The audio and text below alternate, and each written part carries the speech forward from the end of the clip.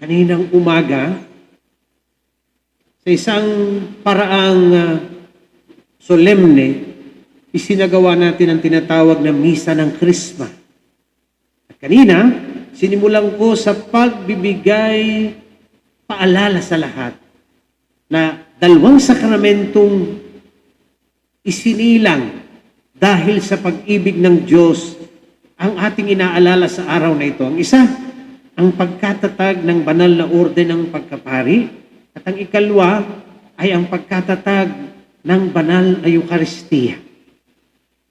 Kanina ay pinaalala ko sa aming mga kapatid na pari, sa ating mga pari, ang katotohanan ng pagiging ministro ng pag-ibig ng Diyos. Kung saan, ang isa sa pinakamahalaga ay ang pagiging aming lingkod at ministro ng sakramento ng pag-ibig ng Diyos.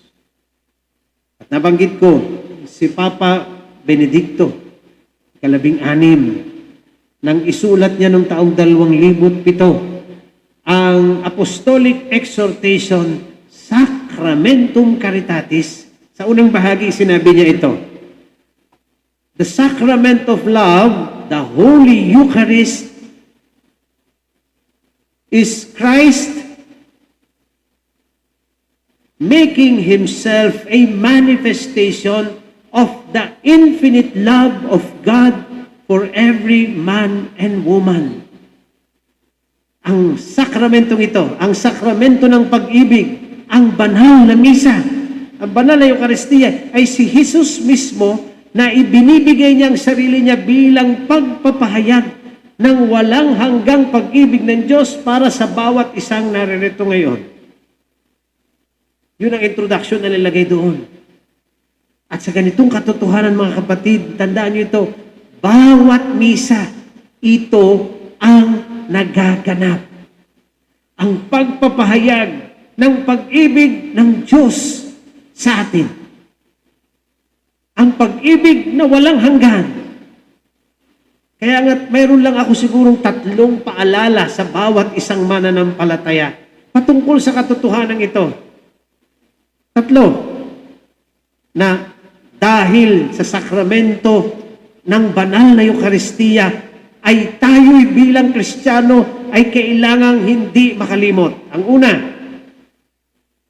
the causal principle of the Church is the Holy Eucharist. Ang prinsipyong nagbubunga sa simbahan ay ang banal na Eucharistia, ang banal na misa. Yun ang una. Ang ikalwa, the supreme sacramental manifestation of the communion of the Church is the Holy Eucharist. Ang pinakamataas na pagpapahayag ng pagkakaisang pangsimbahan sa sakramento ay ang banal na Eucharistia. At ang ikatlo, the Holy Eucharist cannot be celebrated without it being lived. Ang banal na Eucharistia ay hindi pwedeng ipagdiwang kung hindi ito ay para ipamuhay.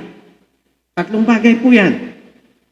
At susubukan ko po na magawa ito ng malinaw para sa bawat isa sa atin para hindi natin malimutan. Ang una, mga kapatid, ang katotohanan ng banal na misa ay ito ang pinagmulan ng simbahan. Bakit? Ikanyo, kung iisipin naman natin sa kasaysayan, nauna naman muna ang katotohanan ng simbahan bago siguro ang misa. Kung titingnan, pero hindi. Bakit? Sa paanan ng krus sa Kalbaryo, sa pagkakapako sa ating Panginoong Hesus, doon isinilang ang simbahan. Sa pamamagitan ng kanyang dugo. Doon tayo isinilang bilang sambayanan ng Diyos. Tandaan ninyo yun, ay huwag natin kalilimutan na ang bawat misa ay ang pagdiriwang at pagsasangayon ng nangyari sa sa Kalbaryo.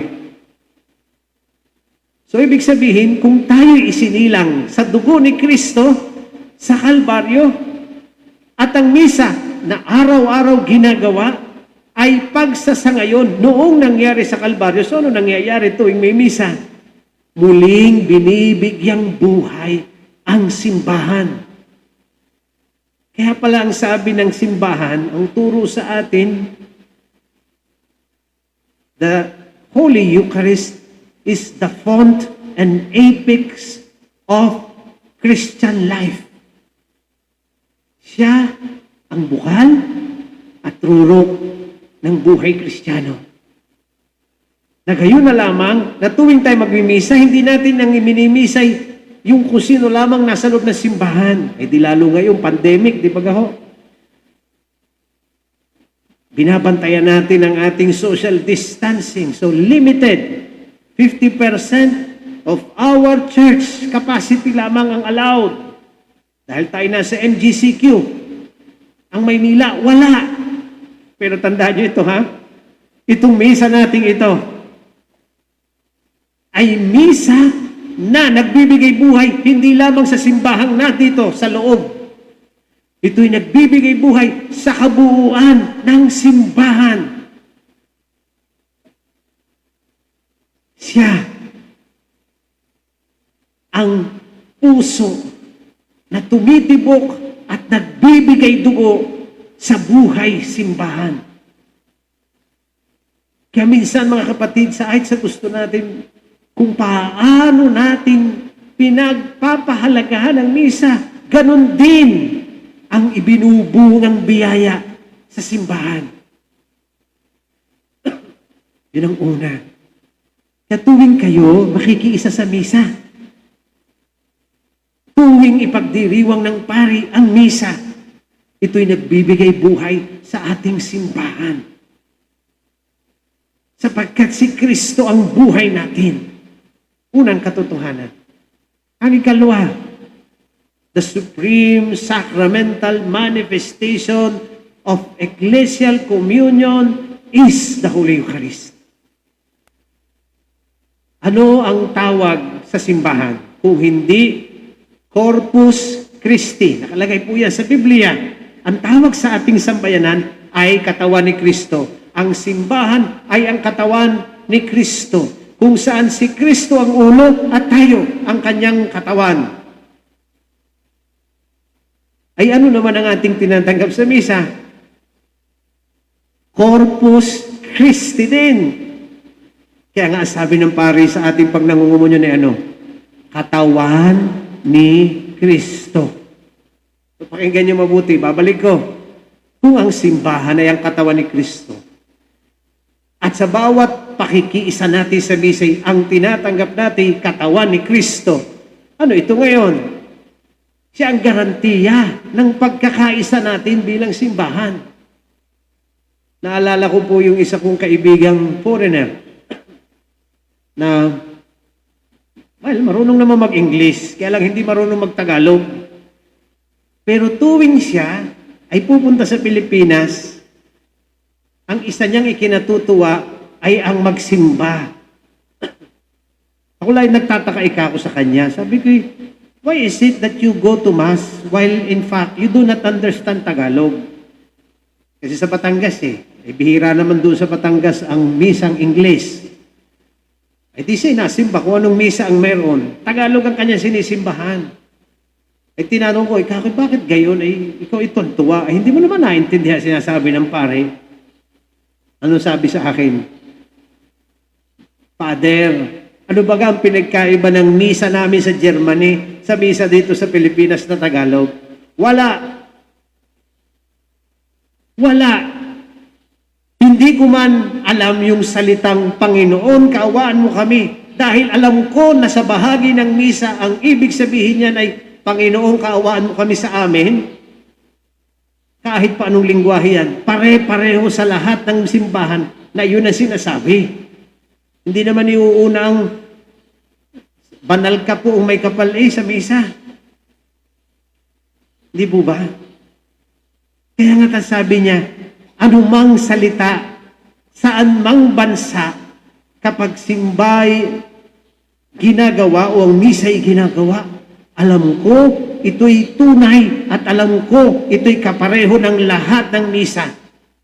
Sapagkat ang simbahan ay iisa.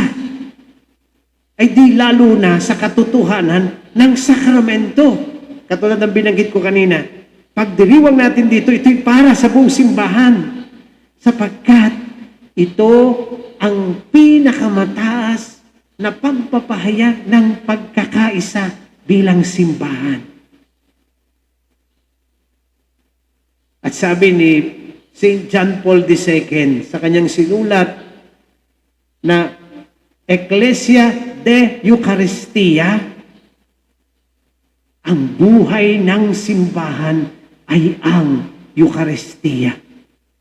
At ito ay nagbibigay buhay sa kanya. Dinagdagan ng isang manunulat si Henry de Lubac. Hindi ni Lupac, ha? Si Henry de Lubac. Na ano sabi naman niya? Undivided on how the body of Christ cannot be divided, the Eucharist is the same. Ikalawang katotohanan, mga kapatid. Kaya nga tuwing tayo'y nagsisimba, tayo'y nagdiriwang ng misa, ito ay tanda ng pagkakaisa ng buong simbahan. Tanda niya, buong simbahan. Kaya tuwing may magsasabi sa akin, Bishop, pakisama naman po sa panalangin ang aking kamag-anak. Huwag kayong mag-alala, sadyang kasama na sila. Tandaan yun, ha? Sadyang kasama na sila. Kung sila'y bahagi ng simbahan, sila'y kasama na dito. At ang ikatlo, the Eucharist cannot be celebrated fully unless it is lived. Walang sentido ang banal na pagdiriwang ng Eucharistia kung ang mga nagdiriwang nito ay hindi maipamumuhay kung ano ito. Babalik ko doon sa simula. It is the sacrament of love. At sang-ayon na rin sa sinulat ni Papa Benedicto na Sacramentum Caritatis sa ikatlong bahagi, mga bilang 70 hanggang 73, sa bilang 83, sinabi ng Santo Papa, may tinatawag siya doon, ang tawag ay Eucharistic Consistency. Anong ibig sabihin? Gusto mong maging tunay? Ang pakikiisa mo sa pagdiriwang, ipamuhay mo. Ipamuhay natin kung ano ang banal na Eucharistia, kung hindi ito'y ang pagpapahayag ng pag-ibig ng Diyos. Ano ibig sabihin? Si Bishop, si Father, kayo dapat maging mga pag-ibig ng Diyos sa mundo. Ulitin ko, ha? Ako, sila, kayo. Dahil sa misang ito, ay kinakailangang ang maging pag-ibig ng Diyos sa mundo. Bakit kailangan natin patawarin ang taong nagkakasala sa atin? Sapagkat yan ang gusto ng pag-ibig ng Diyos. Bakit natin kailangan pakainin ng gutom? Sapagkat yan ang tanda ng pag-ibig ng Diyos. Bakit kailangan natin tulungan ang nangangailangan? Sapagkat yan ang pag-ibig ng Diyos.